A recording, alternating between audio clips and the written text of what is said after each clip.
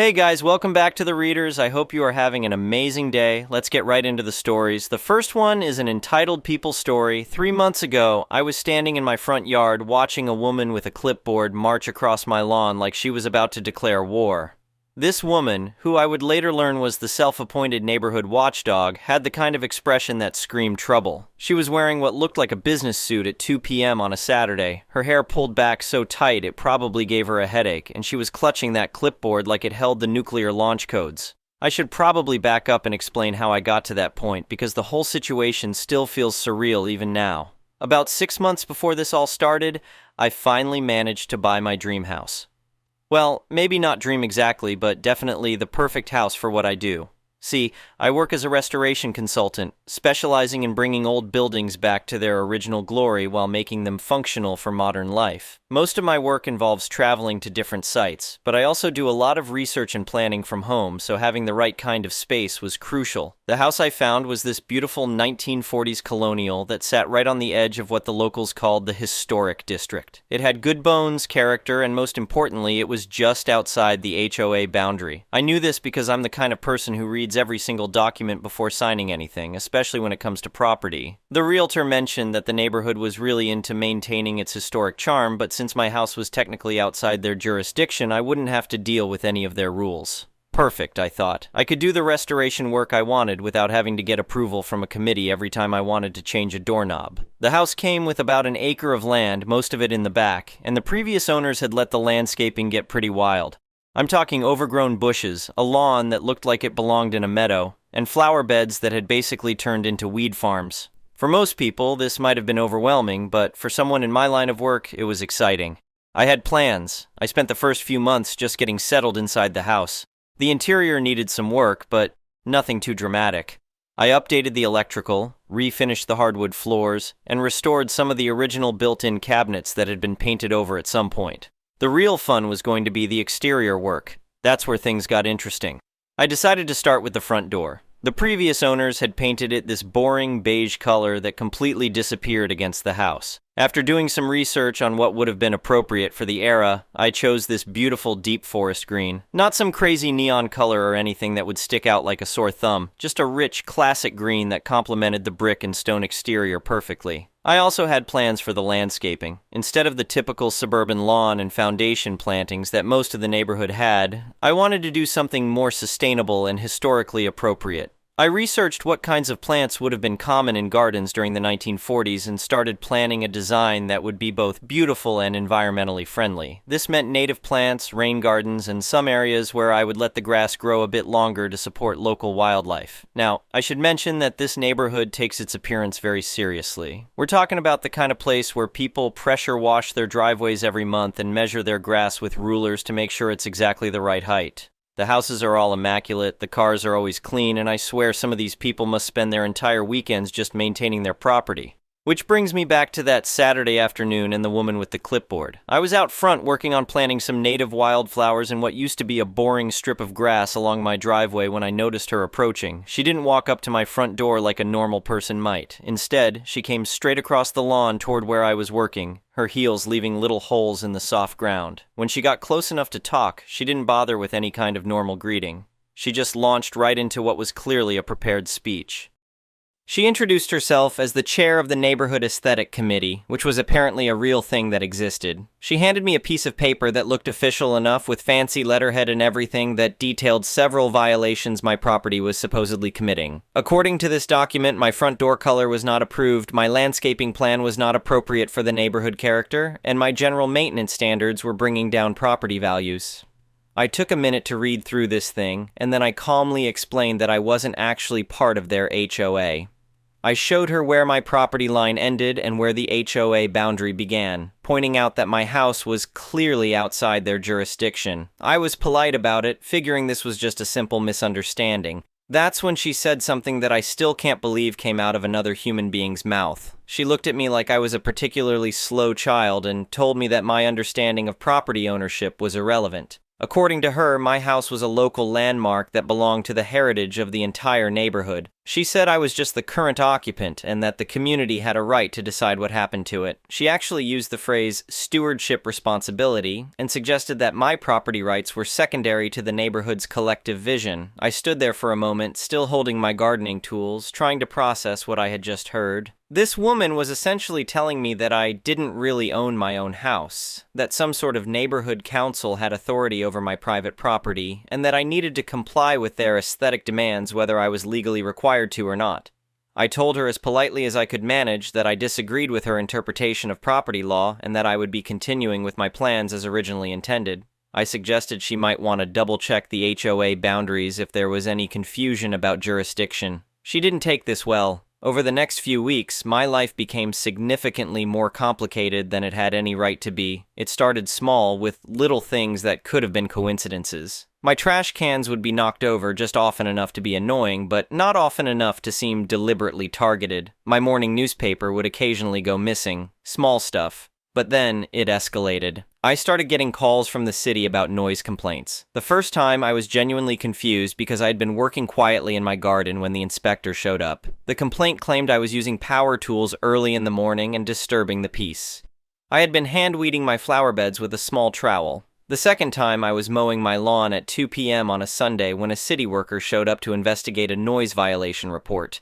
The officer was as confused as I was, since mowing your lawn on a Sunday afternoon is about as normal as suburban activities get. Then I started noticing a pattern on the neighborhood social media group. Someone had created a Facebook page for the area, and posts started appearing that featured photos of my house. The pictures weren't flattering angles, and they were accompanied by comments about declining neighborhood standards and property values being threatened by irresponsible homeowners.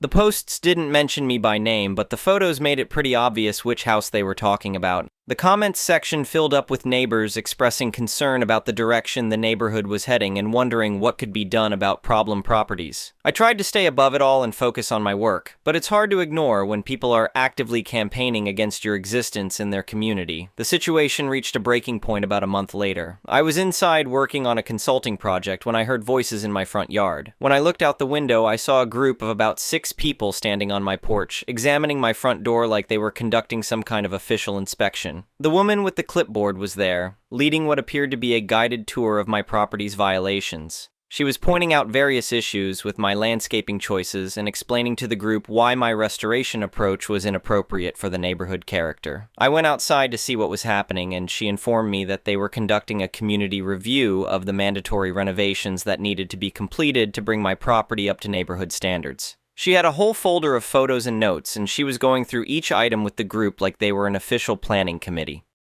When I pointed out that they were standing on my private property without permission and that I had never agreed to any renovations, she told me that community standards superseded individual preferences and that I would be expected to comply with their recommendations regardless of my personal opinions. That's when I realized I was dealing with someone who either completely misunderstood how property law works or simply didn't care about legal boundaries when they conflicted with her vision of neighborhood management. I told the group that they needed to leave my property immediately and that any future communication should go through proper legal channels if they felt they had legitimate concerns. They weren't happy about being dismissed, but they did eventually leave. That night, I decided it was time to do some research of my own. The next morning, I drove down to the county clerk's office to pull some official records. I wanted to triple-check the boundary lines to make absolutely sure I wasn't missing something about my property's status. Maybe there was some kind of easement or historical designation that I didn't know about. I spent about 2 hours going through property records, boundary surveys, and HOA documents. Everything confirmed exactly what I already knew. My house was clearly outside the HOA boundary by about 50 feet. There were no special historical designations that would give the neighborhood any authority over my property. I owned it outright, and I had every legal right to maintain and modify it within normal zoning restrictions. But since I was already there and had access to the public records database, I decided to satisfy my curiosity about something else. I wanted to see what kind of property the self-appointed neighborhood chairwoman actually owned that gave her such strong opinions about everyone else's houses.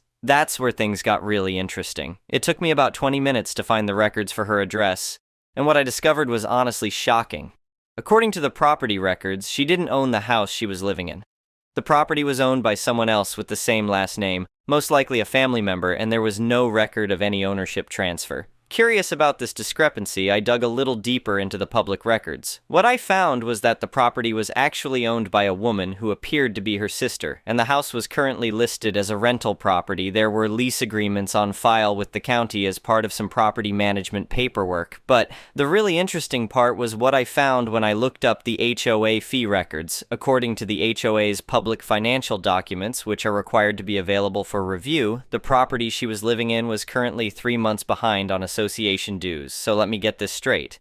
The woman who was harassing me about property maintenance and neighborhood standards was actually a renter who wasn't even keeping up with her own housing-related obligations. She had appointed herself as some kind of community standards enforcer while failing to meet the basic financial requirements of living in the community herself. I sat in my car outside the county building for a few minutes, trying to process what I had just learned. This woman had been terrorizing me for weeks about property values and community standards while she was essentially a tenant who wasn't even paying her bills on time. I decided it was time to take a more systematic approach to dealing with this situation. First, I hired a professional surveyor to come out and mark the exact boundaries of my property. I wanted there to be absolutely no question about where my land ended and where the neighborhood's interest might theoretically begin. The surveyor did a thorough job installing proper boundary markers and providing me with an official survey report that clearly showed the property lines. During this process, we discovered something interesting. The fancy, decorative fountain that sat in the corner of my neighbor's front yard, the one that was visible from my house and that added to the overall aesthetic appeal of the area, was actually about 3 feet onto my property. According to the survey, when the previous owners of my house had allowed the landscaping to grow wild, it had obscured the actual property line. The fountain had been installed by the current residents under the assumption that it was on their own land, but the official measurements showed it was clearly on my side of the boundary. This gave me an idea for how to handle the ongoing harassment situation. Instead of continuing to argue about phantom authority and neighborhood standards, I decided to approach this from a purely legal and factual perspective. If she wanted to play games with property rights and community standards, I would show her what actual property rights looked like. I had my attorney draft a formal letter to be sent via certified mail. The letter was very polite and professional, but it covered several important points. First, it reiterated that my property was not subject to HOA authority and that any future attempts to enforce non-existent regulations would be considered harassment. Second, it informed her that I had discovered the fountain on my property and requested that it be removed within 30 days to avoid trespassing issues. But the real kicker was the third part of the letter. Since she had made such a big deal about community standards and financial responsibility, I thought it was only appropriate to share my concerns about her own compliance with neighborhood requirements. The letter mentioned that I had become aware of some outstanding HOA fees associated with her property and suggested that she might want to address those obligations before continuing to lecture other residents about their responsibilities to the community. I also included copies of the professional survey results and made it clear that I would be happy to discuss property boundary issues with the actual property owner if they wanted to contact me directly. The response was faster than I expected. Within a week, I got a phone call from someone who introduced herself as the sister who actually owned the house. She was calling to apologize for the situation and to let me know that she hadn't been aware of what was happening. Apparently, she lived out of state and had been allowing her sister to stay in the house while she figured out her own living situation. The sister told me that she had no idea about the neighborhood committee activities or the harassment campaign, and she was pretty upset to learn that her property was being used as a base of operations for this kind of behavior. She also confirmed that the HOA fees were indeed behind and that she would be taking care of that immediately. More importantly, she let me know that she would be ending the current living arrangement and that her sister would need to find somewhere else to stay. The fountain removal happened about a week later. I watched from my kitchen window as a landscaping crew carefully dismantled the decorative water feature and hauled it away. According to the property owner, the sister had insisted that it be removed immediately to avoid any legal complications. But the real drama was still to come. The neighborhood group held monthly meetings in the community center, and apparently the chairwoman had been using these meetings to rally support for her various campaigns and initiatives. I had never attended one of these meetings before, since I wasn't actually part of their association, but I decided it might be interesting to see how she would handle the recent developments. I showed up at the next monthly meeting, which was held in the community center conference room. There were about 20 people there, mostly the neighbors I recognized from around the area. The chairwoman was at the front of the room with her usual folder of papers and her official-looking clipboard. She started the meeting by talking about ongoing neighborhood issues and the importance of maintaining community standards. She mentioned that there had been some challenges with non-compliant properties and suggested that stronger enforcement measures might be necessary to protect everyone's investment in the area. That's when I stood up and asked if I could address the group. I introduced myself as the owner of the house that had been the subject of recent community concern and said I wanted to clear up some confusion about property boundaries and enforcement authority. I brought copies of the official survey and the property records, and I calmly explained the actual legal situation. I told the group that while I respected their commitment to maintaining a beautiful neighborhood, I wanted them to understand that my property was not subject to HOA authority, and that any attempts to enforce non-existent regulations were both illegal and counterproductive. But then I shifted to the more interesting part of what I had learned. I explained that during my research into property boundaries and community standards, I had discovered some concerning inconsistencies in how these standards were being applied. I mentioned that it had come to my attention that some people who were advocating for strict enforcement of financial obligations were not meeting their own commitments to the community.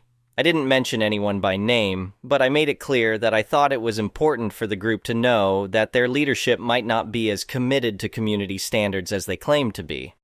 The chairwoman tried to interrupt me several times, but I had the floor and I wasn't finished talking. I mentioned the fountain issue and explained how the property boundary survey had revealed that some assumptions about land ownership had been incorrect. I suggested that it might be a good idea for everyone to double-check their understanding of property lines before making demands about other people's land use. Finally, I mentioned that I had learned some community members were not keeping up with their financial obligations to the HOA. And I thought this was something the group should be aware of when evaluating the credibility of people who claim to speak for community interests. By this point, several people in the room were looking directly at the chairwoman, and she was starting to look really uncomfortable.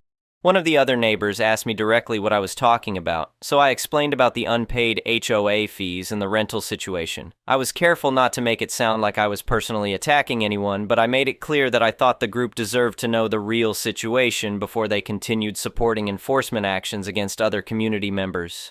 The room got very quiet for a minute, and then several people started asking questions at the same time. The chairwoman tried to defend herself by saying that her living situation was temporary and that the fee issue was just a misunderstanding, but it was pretty obvious that she had lost credibility with the group. People who had been nodding along with her enforcement campaign were now looking skeptical and asking why she hadn't mentioned these issues before. Someone asked if she actually had any legal authority to be issuing violation notices or making demands about property modifications, and she couldn't give a straight answer. Another person wanted to know why they should be worried about property values when she wasn't even investing her own money in the community. The meeting basically fell apart after that. People started having side conversations about what they had just learned, and it became clear that the chairwoman's position as neighborhood leader had been completely undermined. She tried to regain control of the meeting by talking about the importance of community unity and shared responsibility, but nobody was really listening anymore. The damage was done. About 2 weeks later, I noticed a for rent sign going up in front of her house. According to the neighbor who lives across the street from me, the sister who actually owned the property had decided that the arrangement wasn't working out and that it would be better for everyone if her sister found somewhere else to live. The HOA fees got paid up immediately, and the property was put back on the rental market.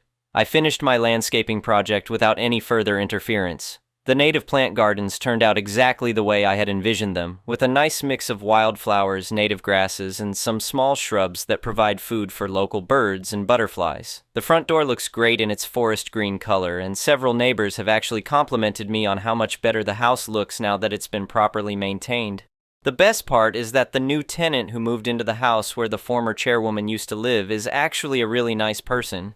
She introduced herself when she moved in and mentioned that she loved the work I had done on my landscaping. She asked me for some advice about native plants for her own garden, and we've had several pleasant conversations about sustainable gardening practices. The neighborhood Facebook group is still active, but the tone has changed completely. Instead of posts complaining about non-compliant properties, people share photos of their gardens and ask for advice about home improvement projects. Someone started a thread about organizing a community cleanup day for the common areas, and there's been talk about maybe having a neighborhood barbecue this summer. I never did join the HOA, obviously, since my property isn't in their jurisdiction anyway. but I do participate in some of the informal community activities, and I've found that most of my neighbors are actually pretty reasonable people who just want to live in a nice area and get along with each other. It's amazing how much drama disappears when the person creating it gets removed from the situation. The whole experience taught me a lot about the importance of knowing your legal rights and not backing down when someone tries to intimidate you with false authority. It also reinforced my belief that people who are most vocal about community standards often have their own issues that they're trying to deflect attention from. But mostly it reminded me why I bought this house in the first place. I wanted a place where I could do the kind of restoration work I love without having to navigate a bunch of bureaucratic approval processes. I wanted to be able to make decisions about my own property based on historical accuracy and environmental sustainability rather than arbitrary aesthetic rules, and now I have exactly that. My house looks better than it ever has. My gardens are thriving, and my neighbors actually appreciate the work I've done instead of complaining about it. Sometimes standing up for yourself is the only way to get the respect you deserve. The next one is a malicious compliance story. Almost 2 decades ago, I took some years away from my certified profession of electric stuff to operate heavy machinery at an industrial site. Wheel loaders and excavators, to be precise. Fun stuff. You get paid good money to play around with big yellow toys. One of the tasks was loading building rubble onto trucks, concrete bits, dirt, bricks, heavy and dense stuff. I don't remember exact numbers, but I think we put around 14 tons net weight on the truck and 20 on the trailer, it being lighter. I handled many trucks a shift and all drivers were nice folks. With an exception, hence this story. The loader I was driving was a Volvo L110, lifting capacity 11 tons including bucket, which was around 2 tons. So 9 tons left for the materials if full. And the usual load was 2 not quite full scoops on the truck and 3 on the trailer, or thereabouts. Enter our antagonist, the truck driver. Drives up along the ramp and walks up to me. I open the cabin door to ask how much to load. Him, 4 on the truck and 5 on the trailer. Me, isn't that a bit much? We usually do 2 and 3. He snaps back. I said 4 on the truck and 5 on the trailer. Closing the door again, I thought, who am I to tell you what's good for you and your truck? You clearly know best. Demand and you shall receive. So I drove around the site to the rubble pile, and instead of gently filling the bucket as usual, I drove it into the pile as far as I could while tipping up to really fill it, then tipping it back and shaking it to pack the stuff, and proceeded to repeat this a second time. Rated lifting capacity was 11 tons. What the loader would actually lift was a different matter. I had at least 11 tons of material alone. The machine barely had any weight on the rear wheels.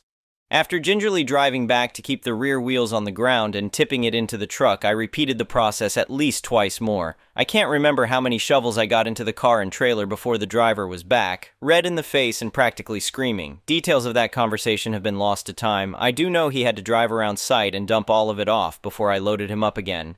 Less material this time. I'm 31 and my sister is 38. Our relationship has been difficult for as long as I can remember. Even growing up, she constantly caused problems. Illegal downloads, drunk driving, and getting caught, disappearing for days during her teenage years.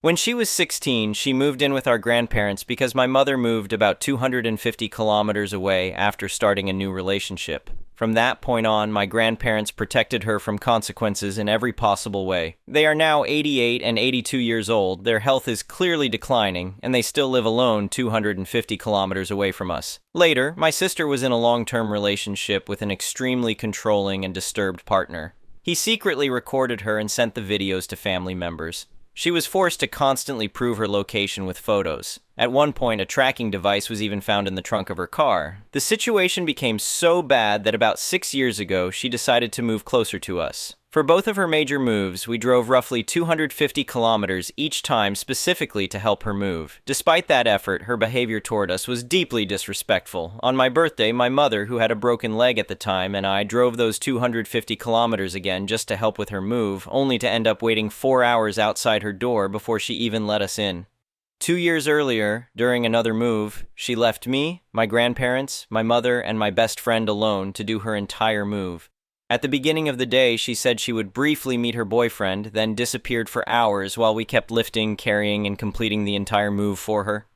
She is now engaged. Her fiancé is honestly a deadbeat. No ambition, unemployed for months, lazy, but at least not controlling. Among her very few friends, he is probably the best option. Still, he contributes nothing to stabilizing their situation. She has never been able to keep a job long-term. A dog she received from our father 9 years ago has effectively been living with our grandparents for the last 4 years. Despite this, she adopted another dog from a kill shelter, even though the dogs do not get along, and she has no way of housing the second one.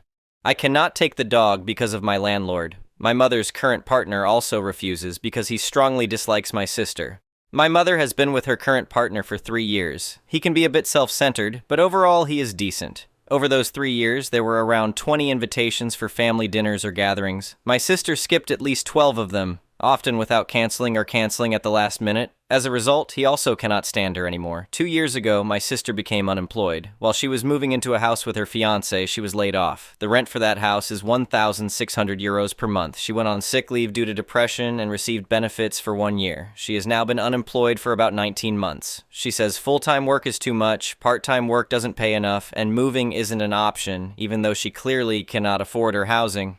In November 2024, our father passed suddenly away and left behind a financial disaster. He lost roughly €250,000 in derivatives and accumulated about €80,000 in debt. At the same time, there were 2 houses, a widow who barely speaks the language despite living here for over 50 years, and an ongoing legal case worth about €200,000 in our favor. The inheritance had to be accepted in full or rejected entirely, including all debts. One of the houses was occupied by tenants who stopped paying rent, let animals urinate on the floors, and never ventilated the place. The banks demanded their money. I worked full-time and put almost my entire income into debt repayment. I handled everything: notaries, banks, local authorities, unpaid bills, and emotional support for my completely overwhelmed stepmother. My sister was mostly at home and depressed. At times, she ignored me for days when important appointments were scheduled. My partner had to take time off work to support me when my sister didn't show up. I drove my sister about 250 kilometers, roughly 15 times, for bank appointments and visits related to the inheritance without ever asking for gas money. My mother, who earns very little herself, lent her 4,000 euros. My grandparents are paying her rent. I lent her 700 euros, even though I was barely getting by and had already paid around 8,000 euros toward my father's debts. She now only receives unemployment benefits, which are not enough. Her fiancé has been unemployed for 10 months and barely looks for work because benefits last 12 months. If he doesn't find a job, they'll end up on welfare. Their home is far too large to be covered by assistance. Working doesn't seem to be an option for her, and moving is something she refuses to consider. The current trigger might sound small, but it broke something in me. My mother invited both of us to spend the second Christmas day with her partner and his family. My sister first responded vaguely, then canceled shortly before the event. Her reason was self-care. She was upset because she wasn't included when my mother visited our grandparents on Christmas Eve. Whenever I bring up issues, she frames herself as the victim. She is nearly 40, yet avoids responsibility and ignores anything uncomfortable. I feel completely drained. I've been carrying her emotionally and practically for years. This post is honestly just the tip of the iceberg. Even my stepmother can no longer tolerate her behavior and wants to split the inheritance mainly with me, giving my sister only her mandatory 25% share because of how she has acted throughout this process. I'm at the point where I'm seriously considering saying, I can't do this anymore. I don't want this relationship in my life. The next one is an entitled people story. I am fortunate to own a vast expanse of land, consisting of lush green grass and dense woodlands. This land has been in my family for generations, passed down from my grandfather. I've always had a deep connection to the property and could distinguish its boundaries even without physical fences. Unfortunately, my neighbor had little regard for boundaries and frequently encroached on my land, claiming it to be accidental. I knew better. He was intentionally trespassing. I had chosen to ignore his antics until he attempted to dig a path through my land. That's when I realized it was time to take action. I scraped together the funds and had a sturdy fence erected, hoping it would put an end to his audacious behavior. Little did I know, this was only the beginning of a more aggressive and determined approach from my neighbor. After a month of peaceful existence behind my new fence, I returned home one day to a disconcerting sight.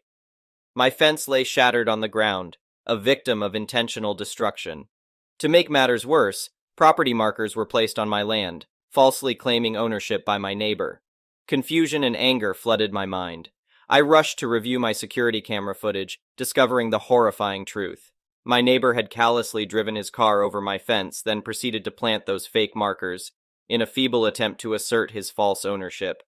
Naturally, I contacted the police, explaining the situation and providing them with the incriminating evidence from my cameras.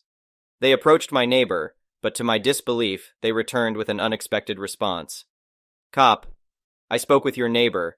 and he presented paperwork indicating that part of the land belongs to him. Unfortunately, based on the documents we've seen, we cannot take action regarding the fence since it was erected on his property. Although he won't press charges, I advise you to steer clear of that area. I lacked official paperwork to support my claim, but I knew his documents were fake. The cop suggested hiring a professional land surveyor to settle the matter definitively. Following his advice, I engaged a land surveyor, who confirmed what I had known all along: the land was undeniably mine. Armed with this evidence, I regained the confidence to use my own land freely, disregarding my neighbor's deceitful markers. Unexpectedly, my neighbor, perhaps fueled by his earlier encounter with the police, called them again. This time, they arrived with palpable displeasure. Cop: Sir, I responded to a similar complaint last week. Now your neighbor wishes to press charges for trespassing, so I must ask you to turn around and place your hands behind your back. Me: I had the land surveyed, just as you suggested, and I possess the necessary paperwork to prove my innocence. This revelation halted the officer in his tracks, urging me to retrieve the survey documents and present them. Now faced with two conflicting documents, the police were at a loss. They made a call seeking guidance on how to proceed. Fortunately, the town kept records of my request for a surveyor, confirming its legitimacy. Meanwhile, my neighbor's document failed to stand up to any scrutiny. Cop: It appears that your documentation is valid, and if you still possess the footage, you may press charges for trespassing and property damage if you so desire. Me: Yes, I would like to press charges against him. The look on my neighbor's face as he was being arrested was priceless. He had been convinced that I would be the one facing the consequences. He pleaded with the police to consider his papers and the property markers, asserting that everything aligned perfectly. However, they paid no heed, as his arrest was imminent. I anticipated a mere warning and compensation for my fence, but the situation took an unexpected turn. My neighbor's possession of counterfeit documents transformed the case from a simple trespassing incident into a fraud investigation. In our jurisdiction, fraud was a serious offense. Foolishly, my neighbor had called the police, inadvertently implicating himself in his own deceit. Meanwhile, the government pursued charges against him independently. Though I remained uninformed about the outcome of the fraud case, one thing was certain: I received reimbursement to rebuild my fence. Months passed, and my neighbor vanished from the neighborhood. A new resident moved into his former property. Speculations arose that he had either been incarcerated or forced to sell his house to cover legal expenses. Regardless of his fate, I felt immense relief knowing he was no longer my neighbor. This incident served as a prime example of karma in action, where the wrongdoer fell victim to their own misdeeds. While I had initially contemplated seeking revenge, the neighbor's downfall surpassed anything I could have planned. I relished in the victory, a triumph achieved with minimal effort on my part, but resulting in astounding consequences. The next one is a pro-revenge story, so this happened around 2008. My buddy Brock had gotten out of the military after 10 years. He had started in the Marines, but transitioned into the Army for the last 4 years before buying a house in Texas. When he got out, he did a variety of jobs before landing a gig with a repo service. He worked there for a year and had a lot of wild stories, but this one sticks out the most as he helped a fellow soldier get revenge on an evil ex. Brock was at the office speaking with his manager, whom I'll refer to as Karen. Now, this particular Karen had a lot of Karen-like qualities, but was a force for good, if you can believe that. While they were talking, they saw a young man enter the office. They immediately noticed he had 2 black eyes and an arm was in a sling. The young man, whose name I unfortunately never learned, but I'll call Ben, asked how hard it would be for them to help repossess his car. Karen called her daughter in, Karen Jr., and had her pour Ben a cup of coffee. Karen then asked Ben to tell her a story. Ben began by telling her that he had just returned from a deployment. He had been dating a local girl that lived outside of the famous Fort Hood. Not a good idea, by the way, before the deployment. Thanks to a previous deployment, he had managed to get himself a used black Dodge Charger, which was his baby. He further explained that shortly after buying the car, he had met the local girl, who for the sake of the story, I'll call Morgan. Morgan was always asking to drive his car, but he would always decline. When he was getting ready for his deployment, Morgan repeatedly asked if she could borrow the car, but he kept saying no. After much needling, he relented, but on the condition that she take care of his apartment until he comes back from rest and relaxation leave. She agreed. Ben left for his deployment while Morgan took care of his place. When Ben came back for leave, he found his apartment immaculate. He pulled his car from storage, drove to Morgan's. He spent a few days with her before handing her the keys and heading to his home state to visit family before returning to his deployment. He returned again from his deployment and found nothing but trouble. When he walked into his apartment, he found a layer of dust on just about every surface. It was almost like no one had been there in months. When he checked his bedroom, he found his room had been torn apart. All of his drawers had been searched and upturned. He tried to call Morgan, but never received an answer. He located his safe, which was hidden, and found it hadn't been touched. He then grabbed his spare key from the safe, called a buddy of his, and they went to Morgan's. As they pulled up to Morgan's, he saw a car there that he initially didn't recognize, but as they got closer, he realized it was his baby. Morgan had the car painted hot pink and put 24-inch spinners on it. He tried the key just to make sure, and the lights flickered as it unlocked. While his buddy laughed, Ben went to the front door and Morgan answered. He asked what happened to his car, and she responded, "It's my car now." Ben walked away and hopped in his hot pink mess. As he started it, 4 large dudes came out of Morgan's house, one with a baseball bat, and yanked Ben out of his car. They proceeded to beat the crap out of him in the driveway before his friend intervened, pulling his concealed carry pistol on the group. He then took Ben to the hospital. I'm honestly not sure if the cops were called on this. I'd assume yes, but even then Ben said his friend drove by Morgan's house a handful of times while he was in the hospital at random times, and the car was never there. Karen stared at Ben for a bit before asking for the paperwork. Ben handed it to her and Karen had a smile form on her face. She then asked Ben for Morgan's phone number.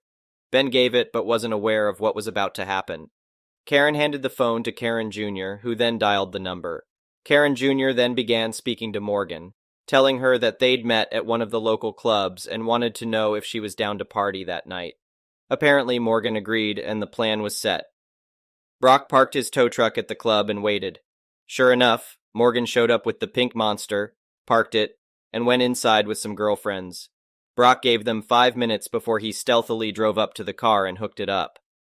As he was pulling out with the pink monster, Morgan walked out of the club.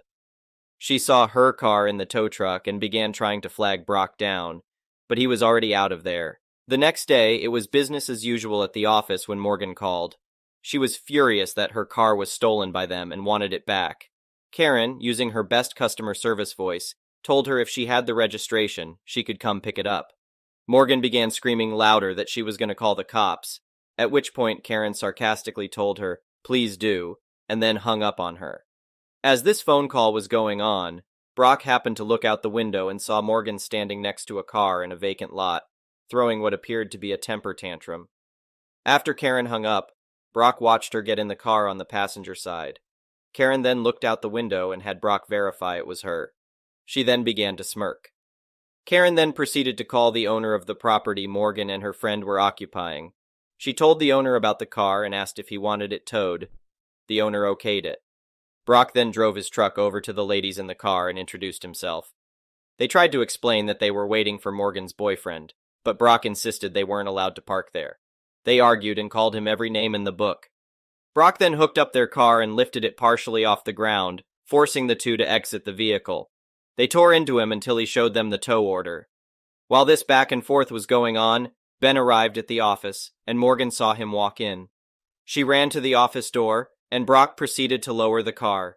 When Brock went back to the office, all hell had broken loose. Morgan apparently tried to snag the keys back from Ben, but he pocketed them. She began to hit him in his hurt arm and warned Ben that she'd call her friends to finish the job if she didn't get her keys back.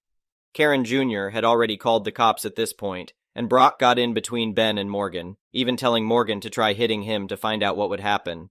Morgan then tried to play the pity card and said she only wanted the keys to get her laptop out for school. Karen asked Ben to hand the keys over to Brock so he could grab the laptop. Brock retrieved the laptop from the car, and as he was handing it over, she rushed to aggressively grab it but knocked it from Brock's hands. Completely furious at this point, Morgan accused Brock of dropping the computer on purpose and threatened to sue. The cops then arrived, and Morgan began her sob story again, telling the police that they stole her car. The police questioned Karen, and Karen gave her casual smirk while asking if they wanted to see the security videos. The police watched and listened as Morgan punched Ben several times and heard the threats she made about sending her friends after him. The police then turned to Morgan, who had turned ghost white at this point. She tried to back her way to the door, but the police stopped her. They proceeded to ask about the car, Ben's injuries, and who she planned on sending after him. She initially denied everything, but they already had evidence of her beating him up. She was arrested, and Ben got his car back. After the cops left, Ben admitted he didn't want to be seen in a car that looked like it was advertising Pepto-Bismol and planned on trading it in for a GTO. We later heard through the grapevine that the 4 guys who beat up Ben were arrested.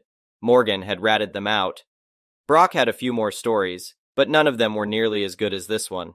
The next one is a petty revenge story. A few years ago, my college sports team was flying out for a competition. We were flying out of our own town, which has a notoriously quick and easy airport experience for those of us who know it well. When flying alone, it's generally no sweat to show up only an hour before or even less, but this is always a risk in all airports, even the small ones. Our team of 20 people showed up for our early flight 2 hours beforehand, which, in my opinion, is still cutting it close in a lot of cases. When we got there, we immediately noticed a long line at security, which is not normal at all for this airport. We all had to check our bags and get into line where every once in a while an employee would walk through the line asking people to look at their tickets for TSA pre-check, which means you basically get to go straight through the security line.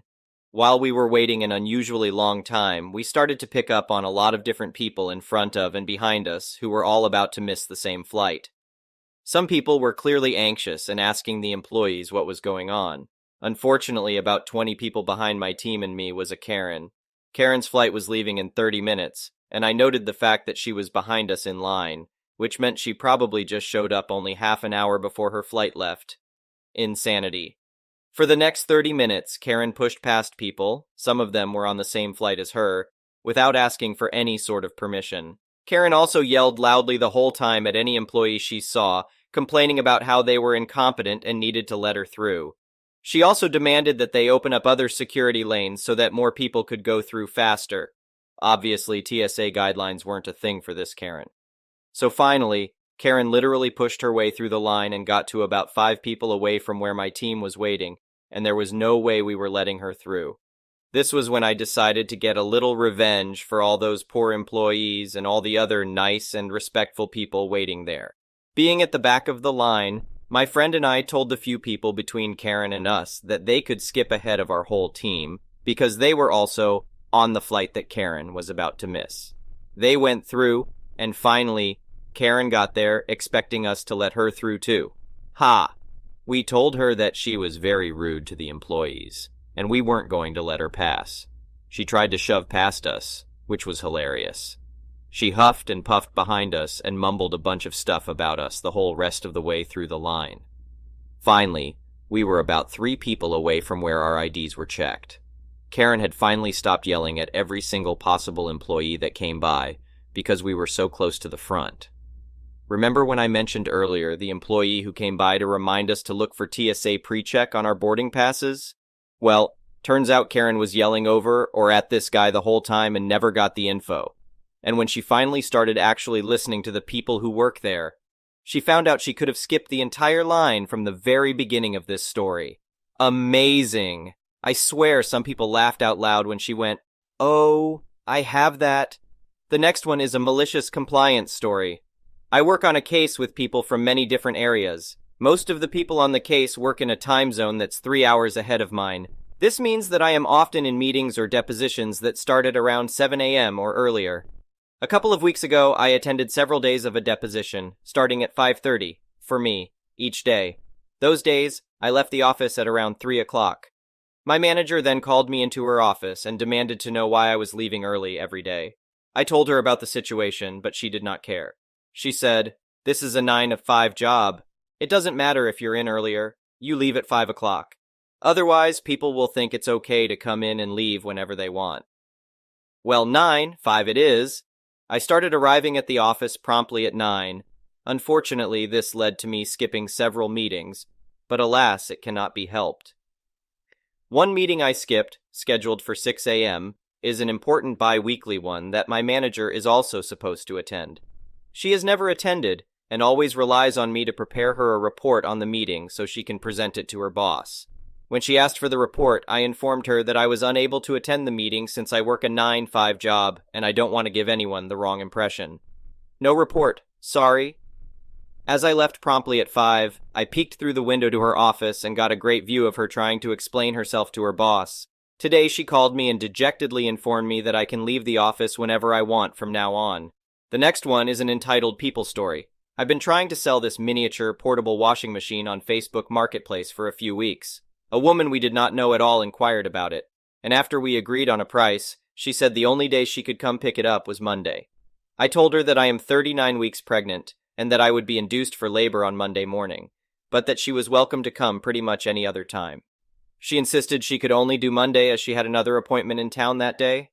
I apologized and told her I had to be at the hospital to have my baby. She then proceeded to send me multiple messages back to back asking if my fiancé could leave me alone at the hospital while I am in labor with our child to meet her at my house so she could pick up the washer.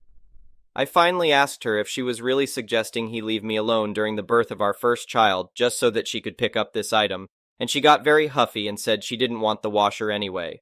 The next one is an entitled Parent Story. I was working at a large church, 2,000 plus members, and on Sundays I ran the audio and video booth. We had 3 services: a 7 a.m. early service, the main service at 10 a.m., and a late service at 11:30 a.m. Each service ran for about an hour and 15 minutes. One Sunday during the 10 a.m. service, the pastor's wife went into labor 3 weeks early. The pastor left in the middle of his sermon, and the youth pastor took over. The youth pastor did a great job of taking over and wishing the mother and baby well, and that service wrapped up early.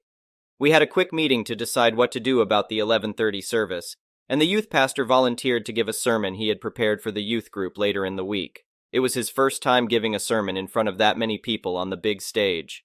He was nervous and rushed through it quickly, then forgot about the closing songs. So church ended at 12:15 instead of the normal 12:45. Everyone had cleared out of the church by around 12:30. I shut down all the equipment, turned out the lights, and went down the hall to make sure the lights were out in the classrooms, as I normally did. One light was on, and I found Kay, another church employee who worked in the nursery on Sundays. She was sitting in a rocking chair, rocking a toddler, and I saw tears rolling down her face.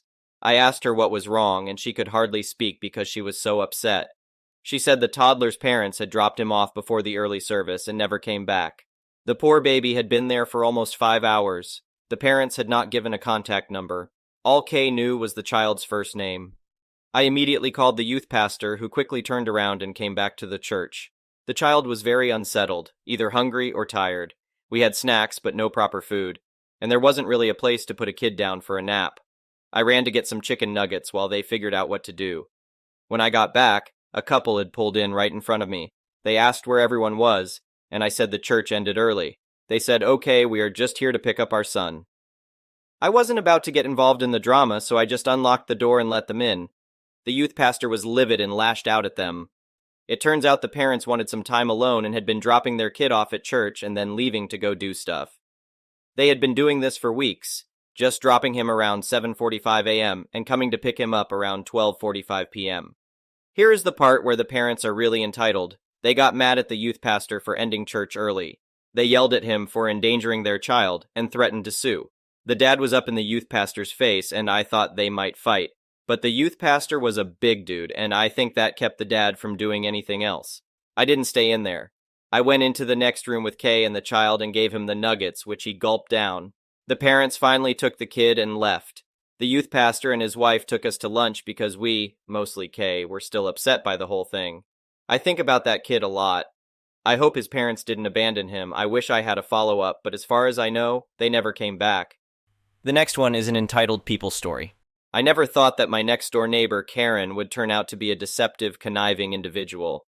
In our neighborhood, she was notorious for her rude behavior towards everyone except me. It was a puzzling exception, but I chose to embrace the advantages of having a pleasant neighbor, including her willingness to pet sit for me. Being occupied with a job that demanded frequent travel, I relied on Karen's help to take care of my 3 cats and dog. She claimed to love animals, and my pets seemed to genuinely like her. It was a mutually beneficial arrangement. She earned a fair wage, while I saved on costly boarding expenses, ensuring my beloved companions were not confined to cages. However, as fate would have it, a horrifying incident shattered our harmony. Let me elaborate on the story of my prized possession. My 1969 Pontiac GTO Judge convertible, a classic car worth a staggering $500,000. I dedicated countless hours to restoring it, causing it to dominate the two-car garage while my everyday vehicle sat outside. This is where the two narratives collided. To store my extra pet supplies, I entrusted Karen with a remote key to access the garage. Naively, I never fretted about my classic car's safety, assuming Karen had no knowledge of or interest in automobiles. I even installed an additional locked gate inside the garage to provide an added layer of protection.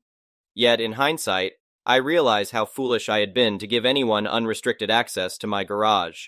Returning home from a trip, I eagerly anticipated reuniting with my furry companions. My exuberant dog welcomed me with his usual leaps, while the cats gracefully acknowledged my presence before ignoring me. Animals, with their distinct behaviors, never cease to amuse. Little did I know that this day would thrust me into a heart-wrenching ordeal.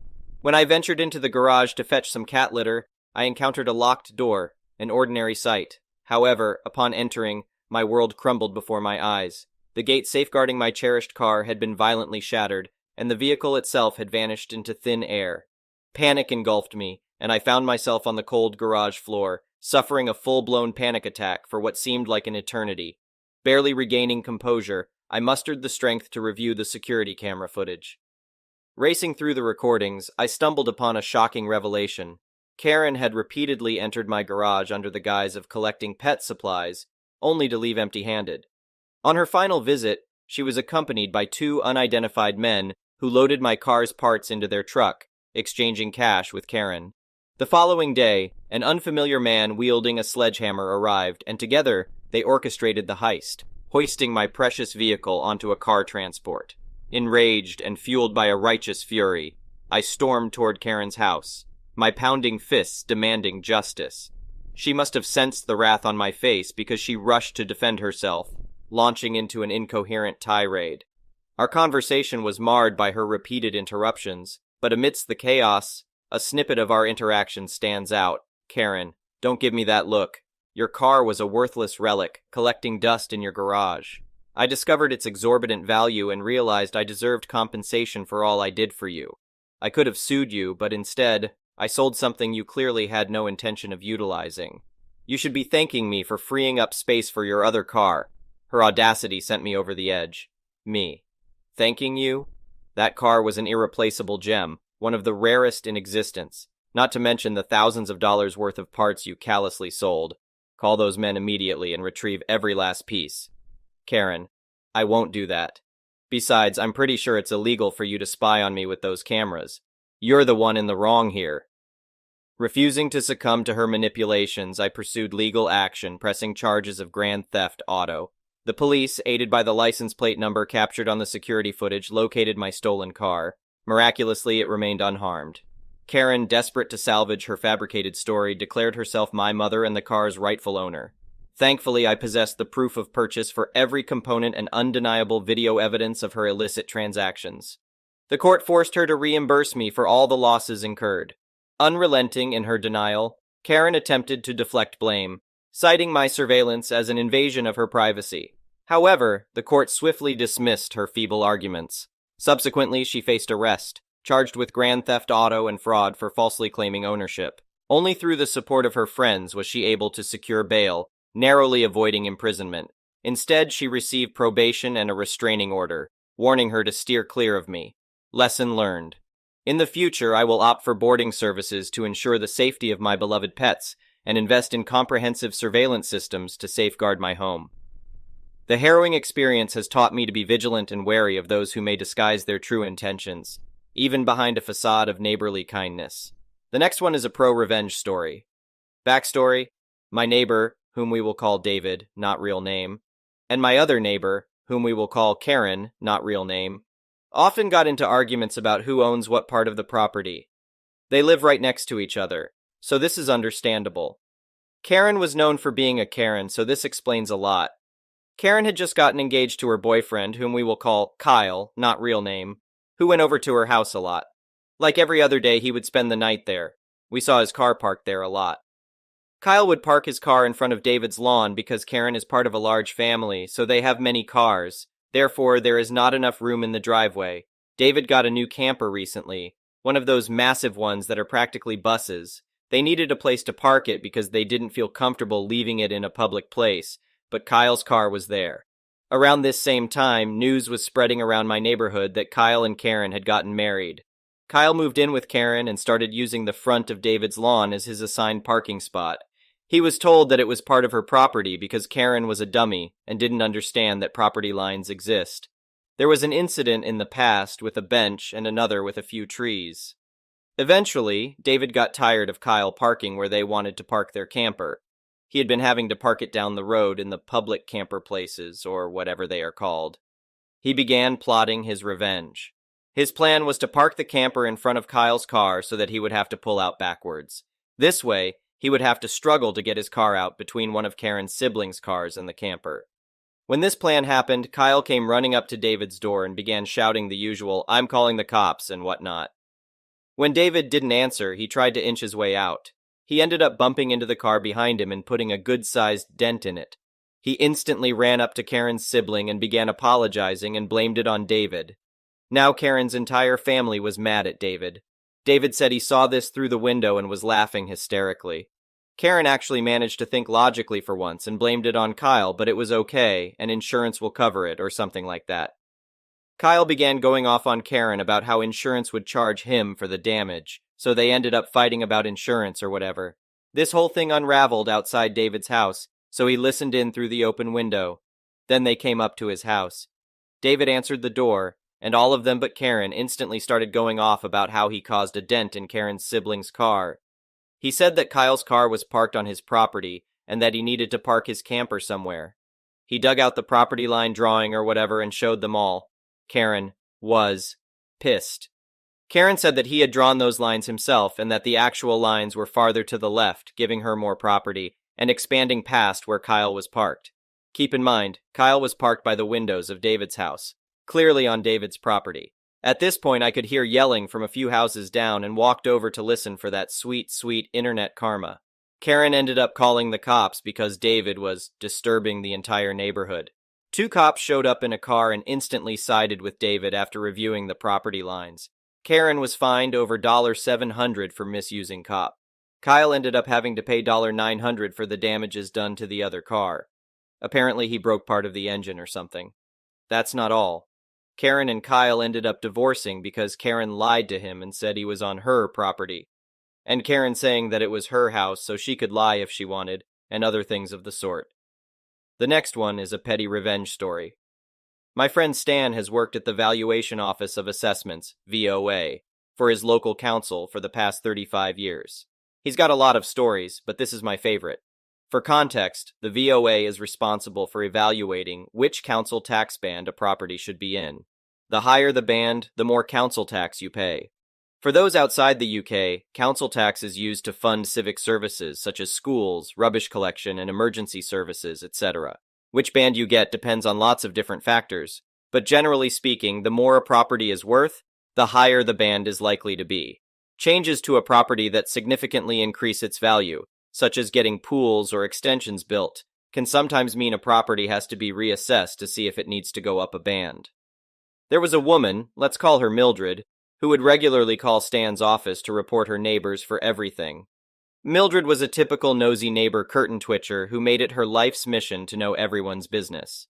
Her hobby was reporting her neighbors to the police, HMRC, UK equivalent of the IRS, immigration, and of course the VOA. To give you an idea of just how awful this woman was, here are a few stories various neighbors told Stan and his colleagues. One neighbor got reported to HMRC because he came home with a fancy new car, therefore he must be evading tax. It was a 5-year-old Mondeo he'd just bought secondhand.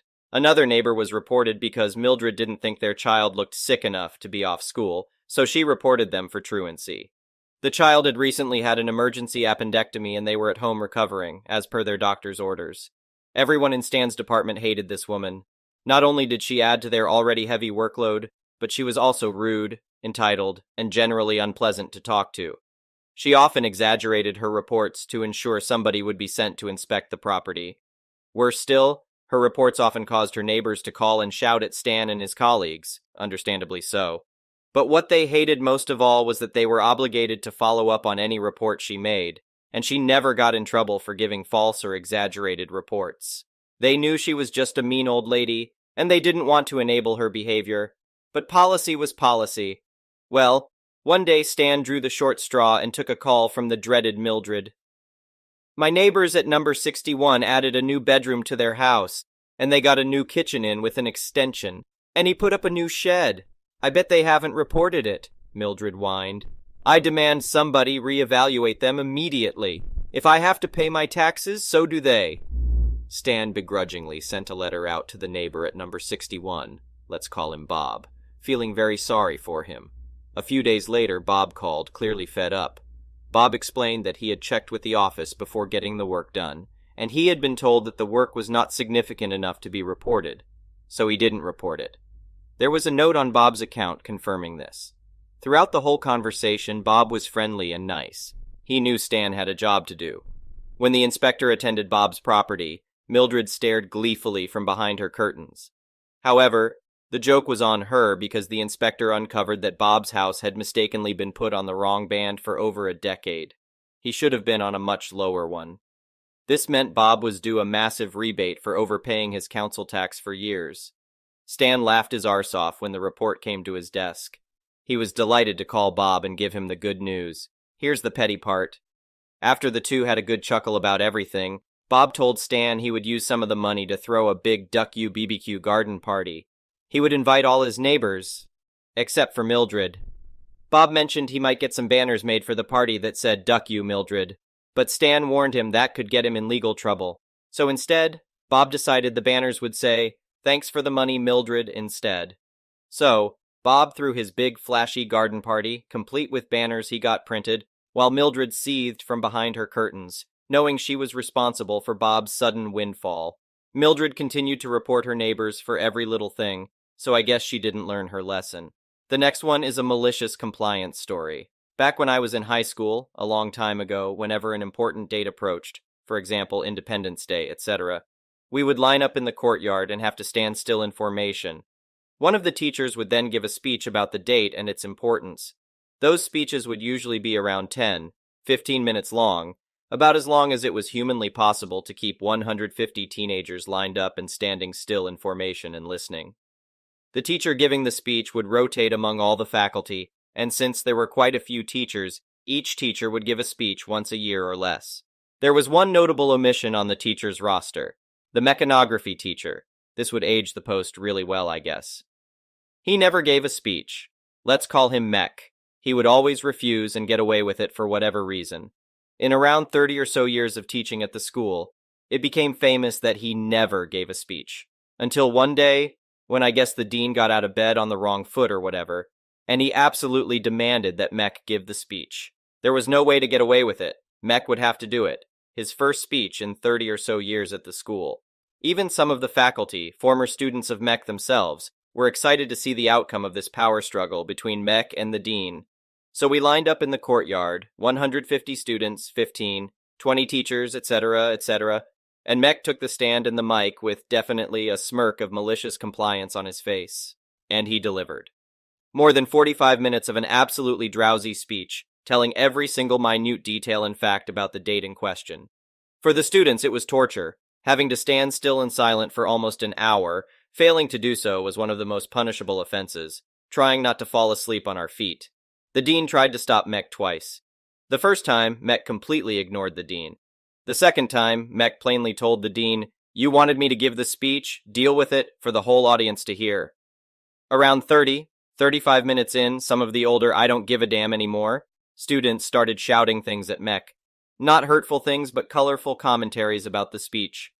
We started laughing. Mech carried on as if nothing happened. The dean tried to take the stand to demand silence. Mech denied the dean, saying, "I'm not finished yet." That day, we lost probably 1 hour and 30 minutes of teaching time. We ended up hating Mech for the torture he put us through.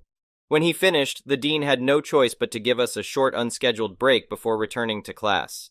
Over the years, I realized what an absolute masterpiece of malicious compliance Mech delivered. Mech never gave a speech again at the school. The next one is an entitled people story. Having a family that knows about your Reddit account has its disadvantages. Yesterday, my sister called me after I got off work to ask me if comments are still coming in. She said she cannot bear the negativity of looking at them herself because the comments are also hurtful towards her. So I was brutally honest. At least 10 comments are still coming in daily, and most of them more or less say the same things about her. She started crying and demanding I delete my Reddit posts. But I refused and told her she can cry to anyone she wants. But the posts stay up because they are my assurance she won't try to treat me like crap anymore.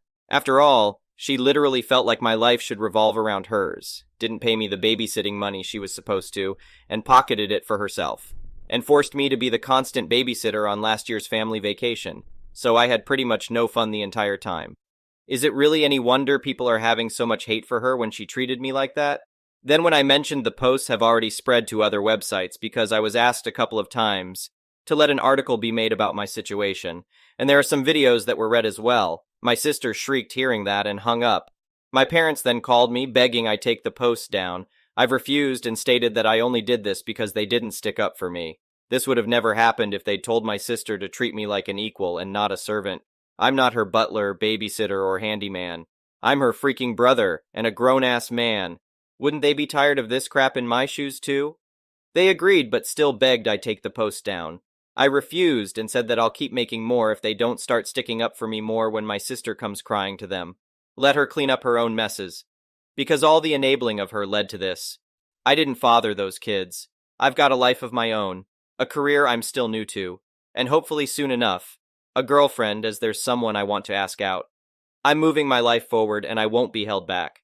They can either step out of my way or keep trying to enable my sister, but I assured them that the latter would end badly for them. The only way this posting on Reddit will stop is if the drama stops. I've kept things anonymous and I've got a right to vent my very valid frustrations. Well, that left my mother crying. My father just went silent, and I said, tears don't move me. They know what it'll take to end this, and that's to stop enabling my sister. Well, my sister called me again to yell at me that our parents have told her they aren't dealing with this anymore and to figure it out herself. Oh, and they told her to be nicer to me too. I just pictured her eye twitching as she internally screamed after hearing that. Be nice to my kid brother? What is this? Do I look it up on Google? Yeah, I was that sarcastic to her. But it left her crying too when I hung up. My brother-in-law called me later to get my side of the story. He was mad I'm still posting and made his wife cry. But I explained everything to him, and he said he'd have another talk with my sister. I'm hoping this drama finally ends here. But the family vacation is still on for late June. I've already booked my room and put in for a day off work so we can all leave on a Friday. My room is also not near the ones my parents, sister, brother-in-law, and nephews will be using. In fact, it's not even on the same floor. And when we go to the coast, when it's not a family activity, I'm going to go where I want and do what I want. And you can bet I'm going to tour those art galleries, pig out on local food, and just enjoy being carefree for a change. The next one is an entitled parent story. My 28M stepmother, 49F, is a wannabe party planner. She has taken it upon herself to plan and host every party and holiday my dad's family has thrown since she married him. I never loved those occasions growing up. She's controlling and gets upset if people complain about anything, but humored her for my dad's sake. According to him, this helps her feel included. I'm getting married to my fiancée Jane, 26F, in July. We got engaged in early 2021, but Jane ended up getting pregnant a couple of months after that, and we decided to postpone the wedding to focus on our son for a while. So we've had a long engagement.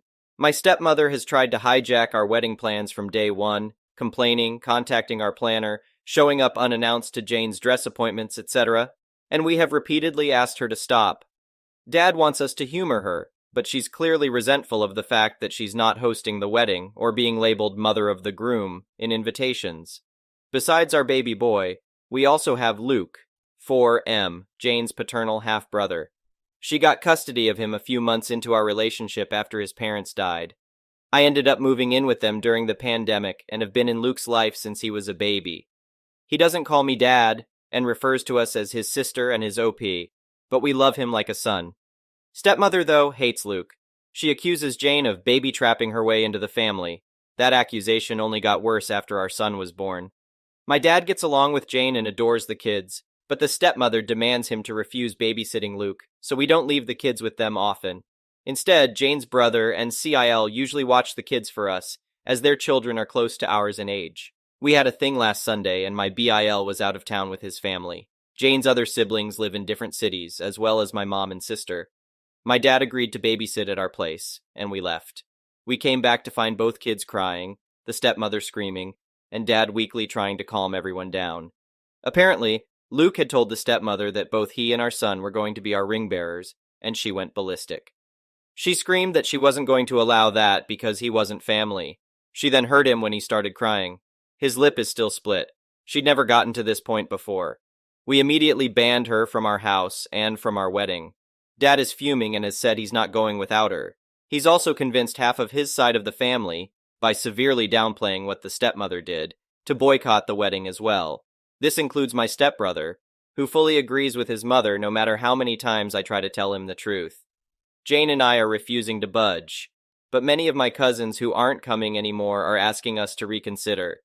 Pretty much all of Jane's family agrees with us, but one of her aunts has suggested that maybe the stepmother is acting out because she doesn't feel welcomed by my family.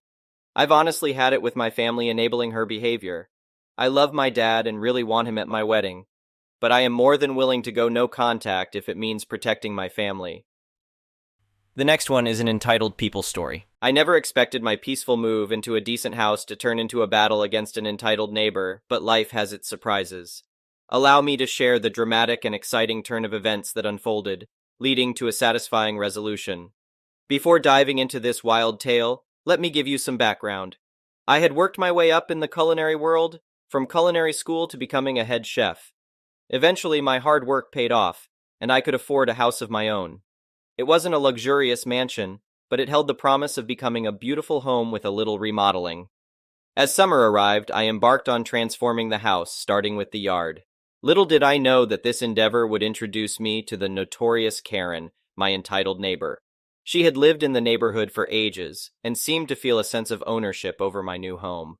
One fateful day, as I busied myself with fixing up the garden beds, Karen approached me, uninvited, and without any semblance of manners.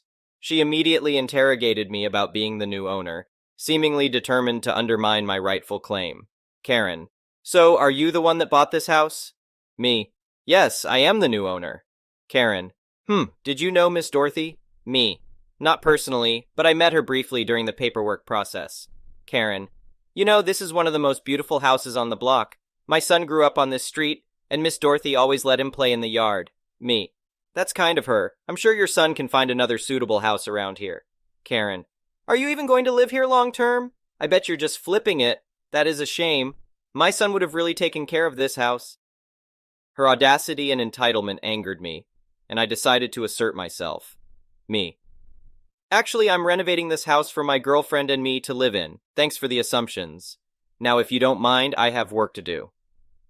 Karen huffed, retreating to her own abode. Days passed without any further encounters with Karen, and I focused on the renovations, making steady progress. The front yard was nearly complete, with only the wooden fence left to repaint. Then out of the blue, Karen and her son stormed into my life, hurling unfounded accusations and displaying blatant racism. Karen's son: "What? That is the guy who bought the house? An immigrant?" I chose to ignore their ignorant comments, refusing to engage with their toxicity. However, fate had a twist in store for this entitled duo. While diligently working on my home, I noticed Karen's son engaging in a drug deal right in broad daylight. Shocked, I confided in my friendly next-door neighbor, who revealed that suspicions of his illicit activities had circulated in the neighborhood. The mother, Karen, had been protecting her son, shielding him from the consequences of his actions. Determined to expose their wrongdoing, I installed security cameras, capturing incriminating footage of Karen's son involved in the drug deals. I wasted no time promptly delivering the evidence to the police. Justice would prevail, and the son and mother were both arrested. Their entitlement and deceitfulness had finally caught up with them. Reflecting on this bizarre series of events, I couldn't help but wonder why those who engage in the dirtiest deeds are often the first to point fingers at immigrants like myself. The entitled often hold themselves to double standards, blinded by prejudice and ignorance. As for me, I continued to transform my house into a true home, now free from the shadows cast by Karen and her son's entitlement. The neighborhood rallied around me, showing support and appreciation for my resilience in the face of adversity. I learned that unity and integrity can triumph over entitlement and prejudice, leaving a lasting impact on the community. The next one is a pro-revenge story. My best friend Karen is a first-grade teacher, and as soon as she told me this story, it gave me such a sense of justice that I knew I had to retell it here. TLDR at the end. 2 years ago, Karen had a student named Xavier. He was a sweet little 6-year-old boy when things were good, but his parents had just gotten divorced. His mom wasn't that great even before she was out of the picture, and his dad was quite disengaged from both his son's behavior and his IEP, Individualized Education Plan. Rather understandably, Xavier acted out in class. He would refuse to listen to Karen, push other kids, and disrupt class in more ways than I could possibly list. Now Karen worked her ass off with Xavier to improve his behavior and get his dad more involved in a positive way. She would often call me and talk about it to decompress because that's what friends were for. But occasionally Xavier went too far and did something she couldn't just deal with in class, like trying to stab another student in the hand with a pencil. On those occasions, she wrote him up with a referral and sent him to the vice principal, VP. But surprise, surprise, the VP was absolutely no help whatsoever. He would joke around with Xavier, refuse to address the problem Karen sent Xavier there for, give him candy, and then lecture Karen for writing up a 6-year-old for any reason because it reflected badly on the VP. I'm pretty sure this has to do with the bull crap known as merit pay, but whatever. Unfortunately, his actions made it significantly harder for Karen to help Xavier. To top it all off, Karen figured out after a few referrals that the VP logged into the system and erased each of Xavier's referrals, thus erasing all evidence of Xavier's pattern of behavior. In a word, this is bad. I know nothing about education, but I damn well know that much. My brother was a holy terror in elementary school and got in so much trouble from 3rd to 6th grades that both the principal and vice principal were on a first-name basis with my mom. Those records sure didn't disappear, not into the shredder and certainly not into the digital ether. She reported this to her higher-ups who weren't the VP, but they both told him about the complaint and specified that Karen was the one making the complaint. The VP was cold and rude to her after that. Nothing was done about it because it seemed to be a one-time thing. But now Karen knew what to do. Every time she had to write Xavier up again, which blessedly happened less often as the year went on, she meticulously documented everything herself. She sent herself all the relevant stuff, saved the emails, the whole shebang. By the end of the year, Xavier's behavior had greatly improved thanks to her mentoring and the various ways she learned to engage with him in the classroom. She even talked to his 2nd grade teacher to make sure the woman knew how to work with Xavier. God, Karen went above and beyond for this child. Partway through the next school year, the higher-ups came to talk to Karen again. Even though nothing was done about her complaint the previous year, a record had been made of it. As it turns out, another teacher had reported the VP for doing the exact same thing to her as he had done to Karen. If she had anything related to her own ordeal, they wanted to see it. Oh boy, did she.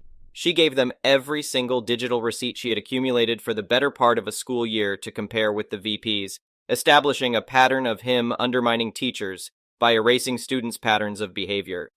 The VP was quickly removed from his position as vice principal of Karen's school, even though he wasn't technically fired. He was just moved to a different school, and put in a much lesser position, and paid significantly less than before. Bonus: he taught history at Karen's and my high school while we attended it, and everyone loved him. I look forward to telling this whole story at our reunion because we sure don't like him now. The next one is a petty revenge story. So, here's my story. I, 53F, am a disabled vet and use a variety of mobility aids to get around. I also get almost all my healthcare and meds from the local VA hospital. This past Monday I realized that I was out of some meds and hadn't received the refills yet, so I rushed to the VA hospital pharmacy to get enough to tide me over. Since my local VA hospital is absolutely huge, I always use my mobility scooter because there's absolutely no way I can physically navigate the parking lot, as well as the labyrinth that the inside consists of. After I completed my transactions and checked in with a couple of my health providers, I scooted myself out the doors with the intention of loading up my scooter in my vehicle and getting the heck out of Dodge. Now, with it being a Monday, everyone and their dog is trying to find parking to get into the building, so there are cars driving around looking for open spots to park. As I'm heading past vehicles, one pulls slightly in front of me to block my ability to continue moving forward, and this woman, let's call her Karen, rolls down her window and yells at me for trying to cut in line. She claims she was there first and all that. The guy in the car next to me is just staring at her with this absolute what the duck expression, about to get out of his vehicle to help me confront Karen. I shake my head and back my scooter up to go a different way to get to my vehicle. She passes me as I reach my truck and realizes that I'm loading up the scooter so I can leave. Well, she decides she's going to take my spot. Not today, Karen. I nod at the guy who wanted to help me, hop in my truck, and back out of the parking space in a way that blocks Karen and gives easy access to the other guy. I made sure to use all 5 fingers when I smiled and waved at her as I drove away. The next one is a malicious compliance story. I used to manage the activations department for an ISP. I wouldn't say I managed the team as my style as they worked with me, not for me.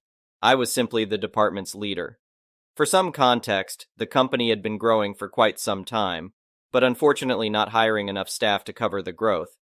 I started in the support department before being moved to this position after the entire old activations team quit. Due to the small world it is in the ISP space in my country, I'll keep things a little vague. Some background is required. The old team of 3, plus the manager, used to have 1 person work on the oldest tickets in their queue, plus 2 on the newest tickets to keep things moving, being interrupted by calls, walk-ups, and messages. The manager would handle billing and cancellations. The same ticket would often get handled by multiple agents in a day, often the same agent multiple times too. Almost every day they were all doing unpaid overtime, we're all salaried employees, to handle the overflow from support throughout the night. When they quit, they had about 1,000 order tickets. Complaints were common, but not outrageous. I knew that was unsustainable given the growth in acquisitions. By the time this story is relevant, we had over 3,000 tickets and almost no complaints with the same number of less experienced staff. To put that number in a little more perspective, that was 2 to 3 times as many tickets as every other department combined. We made many changes over time, and I became an expert in the back end of the ticketing system. But the biggest change was we changed our workflow to a priority system, and everything now had a due date. All new tickets had a due date of the day they came in. If the customer wanted their connection on a different date, and the pre-check showed no tech was required, that became the new due date. If a tech was needed, the appointment became the due date. If the customer emailed us against their ticket, or any update happened to the ticket, the due date changed automatically from whatever it was to today, so we could be across the developments, as customer request dates and tech dates could be months into the future. Suddenly the age of the ticket didn't matter, just the due date, and this reduced so much double handling, and customer updates were responded to quickly, and calls dropped significantly. Now stick with me, as all of this becomes relevant. My priorities were to handle the cancellations and billing. When done, I followed the same priority as the team, unless I was in meetings. The team's priorities were oversimplified. 1. Get new orders and relocations vetted, techs booked, and set applicable due dates. 2. Activate the completed orders or update the customer, tech, and due date if there were issues. 3. Important escalate overdue orders and follow-up escalations, due date. 4. Activate voice orders. 5. Finally, everything else that was due today. It became a well-oiled machine. The escalations were maybe 0.5% to 1% of our orders. As we had so few complaints and typically raving positive reviews from our customers, the general manager didn't really understand how we worked or the depth of the changes that made us so efficient. My daily report was usually skipped in the end-of-day meetings as we had minimal issues. He focused on the other departments. The way we worked now meant that tech issues or appointment issues were also escalated and resolved quickly as nothing slipped through the cracks anymore. The internet wholesaler worked really well with us as we set clear expectations with our customers, and we always had great data to back up the escalation process. Our most remote customers, who had to wait long times for techs, completely understood. Usually a tech was taking a chartered bush flight out there, followed by some off-road driving to get to the customer to get a satellite internet connection installed. These customers were often hundreds of kilometers from the nearest town, and understood the logistics that would be involved and the waiting periods. Very rarely was this an issue. On to the story. Now, while we had so many orders coming in, we had just as many, usually more some days, customers canceling their services, largely due to the long support wait times or poor quality support response emails. This meant the general manager was panicking about our records showing we were losing customers to the board and shareholders. In front of everyone, he had a massive yelling fit directed at me about the company's negative growth, and this was my fault. and I needed to have every customer connected within 3 days, or else we escalate it. We have too many orders not connected. No more excuses from the wholesaler. Did I mention they were great and moved heaven and earth for us? Escalating these and getting them connected was our number one priority. Follow them up daily. He'd had enough of my team slacking off, etc. Everyone's jaws around me dropped. They knew we weren't perfect, but we were the smoothest running department in the company. I saw red and took a breath. That's fine. Cue malicious compliance. After that public dressing down, I immediately sent him an email confirming what he just said. I got it back in writing. Techs take longer than 3 days. Those orders and escalations become our number one priority. He didn't say business days. So I sat with my team and informed them that our ticket queue is going to be in a world of hurt. But we need to make it clear to him that he doesn't understand how we work, what we do, and that the way he spoke about us was inappropriate. They are not to stress about the numbers.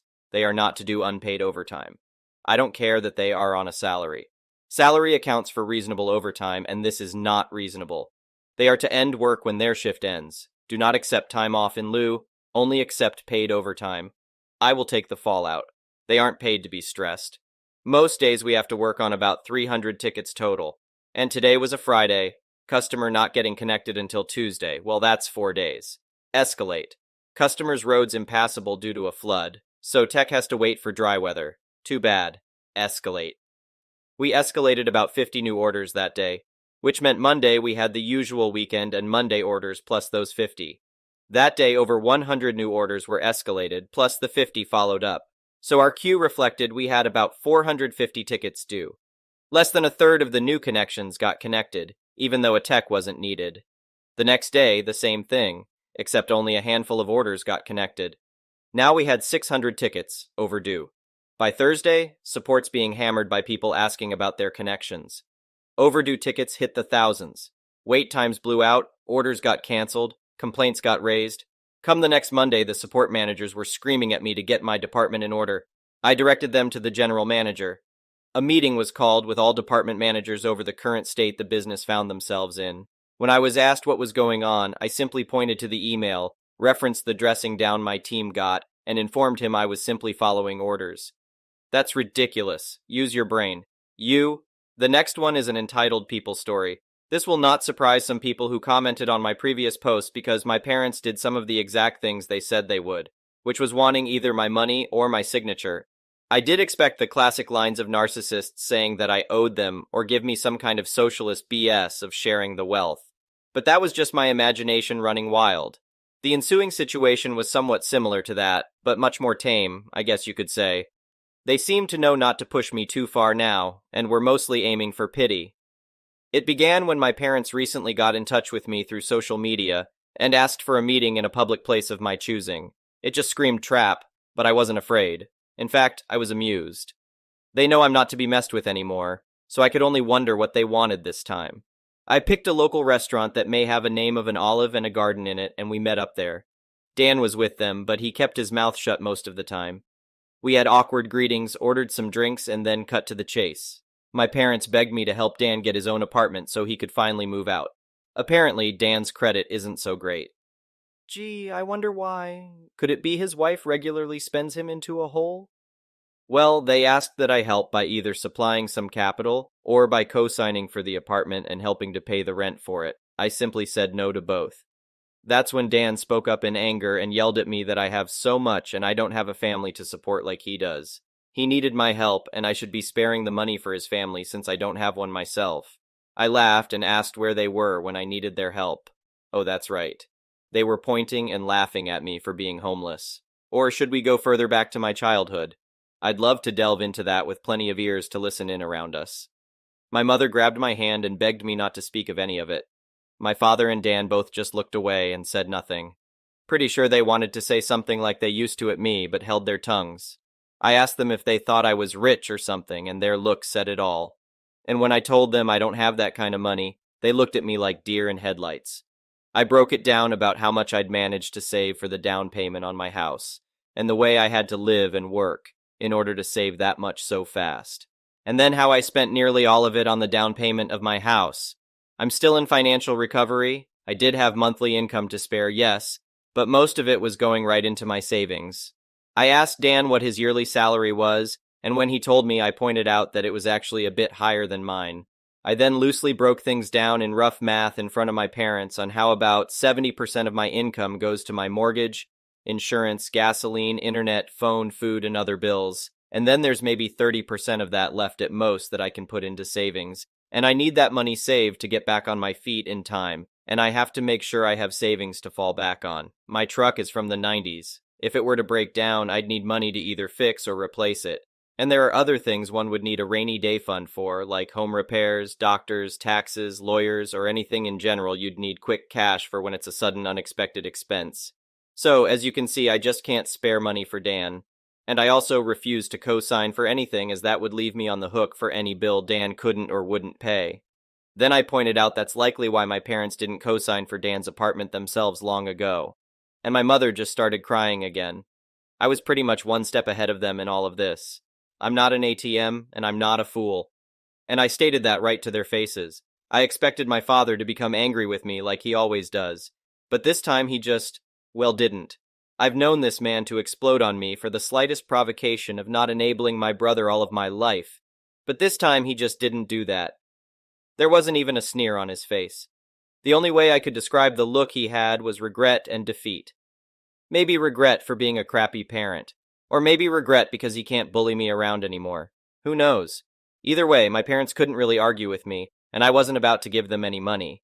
Dan just got up and said this was all just a waste of their time, and that he was leaving.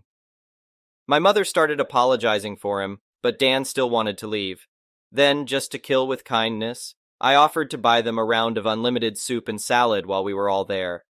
I guess they couldn't turn down free food since we hadn't ordered anything but drinks yet, and they stayed. I went out of my way to talk about anything other than money. Dan remained quiet and was either eating his food or looking at his phone. But my parents just awkwardly talked with me. They brought up that they've recently joined a local Christian church, and that they'd already been going for the last 2 weeks. I said good for them, and they, of course, started trying to advertise that they'd like me to go too. I simply said no thanks, and they were smart enough not to push further. When the meal was finished, Dan left $10 on the table for the tip, and walked off without saying another word to me or anyone. My mother just excused his behavior and we all parted ways. That was about it. Not nearly as much drama as I thought there'd be. But this is still far better than how things used to be with my parents and brother. As for sister-in-law, well, she's been regularly complaining online about my parents. She really doesn't seem to like the fact that she's not the queen bee of their house. And I think her toxicity is finally getting to them. Why else would they be so desperate to come crawling back to me? Sister-in-law actually wants my parents to move into a camper like I had to do in order to make space in the house, and she's being told no every time. She does seem to have a following of Karen-minded people like her, though, because here and there I get messaged by someone I don't know who are intent on raging at me for not giving up my house for sister-in-law. I don't bother to argue with these people anymore, I just block and move on. Though there was one persistent troll who had my phone number and they call from a different number every time. Yes, it seems to be the same person who called me to say I need to make way for a real family man like Dan. But I couldn't care less. The calls, though, seemed to have slowed down, if not maybe stopped, because I made it clear to that person that they were only amusing me by keeping this up so long. The last time they called was around the beginning of the month, and it's been silence from them since then. Thank you for watching. I would really appreciate it if you could like the video and subscribe to our channel if you haven't already. We'll see you again tomorrow.